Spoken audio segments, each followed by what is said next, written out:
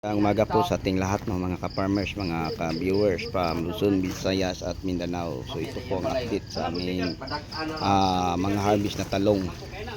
So ang variety po nito ay Calixto po F1. Ayan po ang mga nanga-harvest namin. Sobrang dami pa ang ibabandol namin.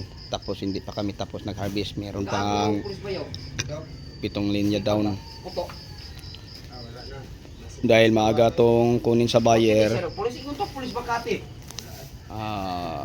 binabandol namin na hindi pa tapos ang pag-harvest. Ito na ang ating mga naibandol. Tsaka dito.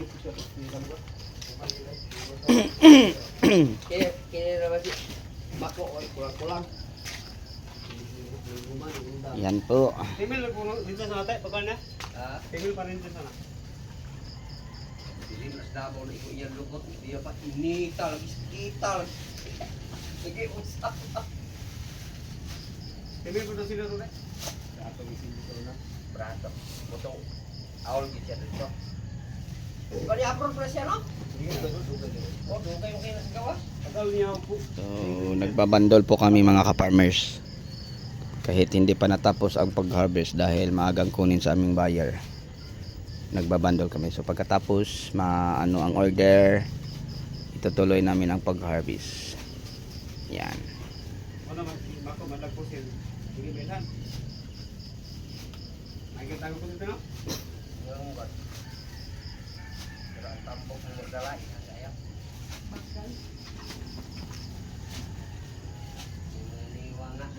Ito po ang ating bagong tanim na talong na napipitasan na. At dito naman sa likuran ang ating 5 months old na napipitasan na sa 4 na bisis, pero hindi pa tapos mga ka-farmers, viewers. At ito naman po ang ating magandang punla na malapit na namin itatanim. So ang variety po nito, ito po ay Calixto, Diamante Max F1. Ayan po.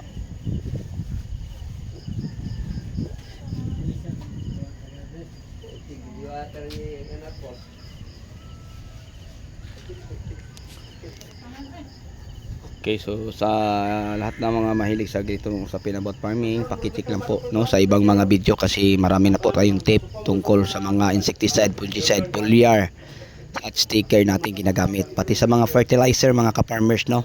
Kasi nag-share po ako sa fertilizer sa bagong tanim at saka sa may mga bunga na. Mga foliar sa bagong tanim at saka sa may mga bunga na.